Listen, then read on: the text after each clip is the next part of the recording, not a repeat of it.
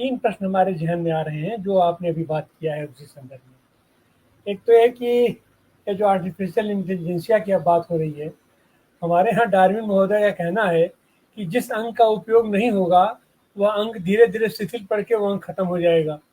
तो ये जो आपकी आर्टिफ़िशियल इंटेलिजेंसिया है, इसमें तो कहीं न कहीं से केवल और केवल दिमाग का उपयोग होता है, बाकी सारे के अपने शरीर का काम ही नहीं है।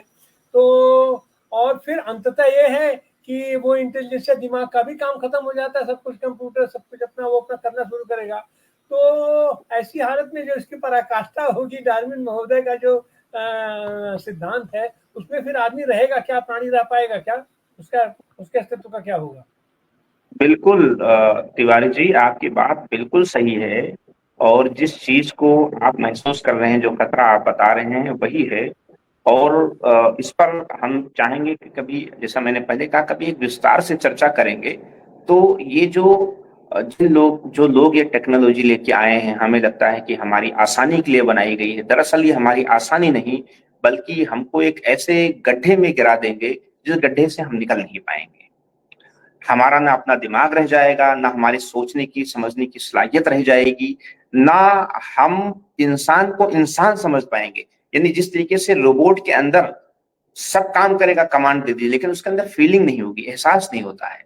तो ये जो टेक्नोलॉजी धीरे धीरे लाई जा रही है, इंसान के अंदर से एहसास खत्म किया जा रहा है।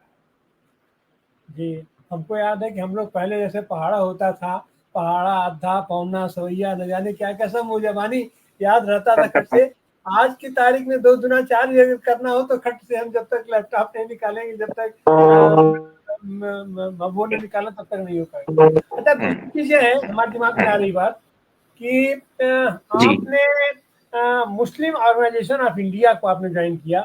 तो ये जो मुख्य धारा की पार्टियां हैं, एक अमूमन यह भी फैलाया जाता है, ये जो दक्षिणपंथी लोग हैं, कि मुसलमान लोग तो केवल मुस्लिम ऑर्गेनाइजेशन को ही करते हैं। अच्छा, मुस्लिम ऑर्गेनाइजेशन के अंदर भी भारतीय भी है, वो जो उनकी दक्षिणपंथी धारा उससे अलग भी है, तो वो बातें आम आदमी तक नहीं जाती हैं। ये होता है मुस्लिम ऑर्गेनाइजेशन है तो मतलब मुस्लिम ऑर्गेनाइजेशन है। तो आप उस समय आपके अलीगढ़ यूनिवर्सिटी में भी और अलीगढ़ में भी तमाम अपना पार्टियां, तमाम विचारधारा रहा होगा, मार्क्सिस्ट रहे होंगे, अपने कांग्रेसी रहे होंगे, समाजवादी रहे होंगे। तो फिर ऐसी हालत में आपने मुस्लिम ऑर्गेनाइजेशन ऑफ इंडिया ही क्यों ज्वाइन किया? क्या और संगठन नहीं था? इसके पीछे क्या आपका? नहीं, जैसा कि मैंने तिवारी जी आपको बताया कि हमने एमएसओ यानी मुस्लिम स्टूडेंट ऑर्गेनाइजेशन इसलिए ज्वाइन किया कि दरअसल उस टाइम, यानी इसको बनाने का मकसद मैंने पहले बताया है आपको। फिर ज्वाइन इसलिए किया कि हमको हमारे मुस्लिम समाज के अंदर जो दक्षिणपंथ था उससे लड़ना था। तो जब मुस्लिम समाज के अंदर दक्षिणपंथ से लड़ना है आपको, तो जाहिर सी बात है मुस्लिम ऑर्गेनाइजेशन से ही लड़ सकते हैं आप एक सेकुलर ऑर्गेनाइजेशन या जिसमें सब लोग उससे लड़ेंगे, तो वो फिर दूसरा लाइन ले लेगा और वहां आपको जो कवच मिलना चाहिए वो नहीं मिल पाएगा। तो इसी तरीके से अगर आरएसएस से आपको लड़ना है या उसी तरीके से दक्षिण पंथी से लड़ना है, तो आपको उसी के पहले उसी लाइन पे ऑर्गेनाइजेशन बनाना पड़ेगा। तो मेरा एमएसओ में ज्वाइन करने का और काम करने का मकसद ये है कि हमारे यहाँ जो दक्षिण पंथ है उससे भी लड़ा जाए, उसको एक्सपोज किया जाए और उसको ये बताया जाए कि जिस विचारधारा की आप बात कर रहे हैं वो भारत जैसे देश में यहाँ में पॉसिबल नहीं है। और यहाँ पे, और पॉसिबल की बात छोड़ दिए, इस्लाम का नेचर ही नहीं है जो आप बात कर रहे हो, मिस इंटरप्रेट करके आप अपनी बात कर रहे हैं। अच्छा, अमूमन हम देखते हैं कि ये जो दक्षिणपंथी लोग हैं, वो अलीगढ़ मुस्लिम यूनिवर्सिटी की जो स्थापना हुई थी, जिन उद्देश्यों के लिए स्थापना हुई थी, उससे अलग हटा करके ये लोग उसका पूरा पूरा नरेशन कर देते हैं कि अलीगढ़ मुस्लिम यूनिवर्सिटी का मतलब है कि मुस्लिम और पाकिस्तान परस्त और इस्लामिक परस्त लोग ही होंगे। तो आखिर ये नरेशन तोड़ने का काम क्यों नहीं हो पाया, या आज की तारीख में भी क्यों नहीं हो पा रहा है? देखिए, इस नरेशन को काफी तोड़ने के लिए उसमें लोगों को विजिट सारी चीजें। ये आपका नेटवर्क लग रहा है गड़बड़ है। अब हम चाहेंगे कि अगली चीज़, अभी आपने फ़िलिस्तीन को लेकर के जिस तरीके से समस्या आ रही है, तो फ़िलिस्तीन और यूक्रेन आज की तारीख में 2 पूरे दुनिया के पटल पर या अंतर्राष्ट्रीय राजनीति के अंदर ये दोनों चीजें छाई हुई हैं। यूक्रेन पर तो पर्याप्त चर्चा हो जाती है, यूक्रेन में अपना लोग गए, उसके हथियार हो रहा है नहीं हो रहा है, नाटो का समर्थन है और रूस उसको क्यों कर रहा है। लेकिन उसकी अपेक्षा जहां ज्यादा माने यूक्रेन से किसी भी माने में कम हनन और मानवीयता का हनन कम नहीं हो रहा है फिलिस्तीन में। सीधे सीधे लाखों लाखों लोग मारे जा रहे हैं, उनके शरणार्थी कैंपों पर हमले हो रहे हैं, लेकिन वो उस तरीके से यहाँ चर्चा में नहीं आ पा रहा है। और इसके पीछे भी कि दोनों ही देश बड़े छोटे छोटे देश हैं क्षेत्रफल के हिसाब से, इजराइल भी और फिलिस्तीन भी, जबकि यहाँ का मामला तो बिल्कुल उल्टा है। फिलिस्तीन तो ऑलरेडी देश था, एक शरणार्थी के रूप में इजराइल को वहां पर लाया गया था, और उसके बावजूद भी जो शरणार्थी था वही आज की तारीख में मालिक बन बैठा है और फिलिस्तीन को अपना अस्तित्व बचाने के लाले पड़ गए हैं।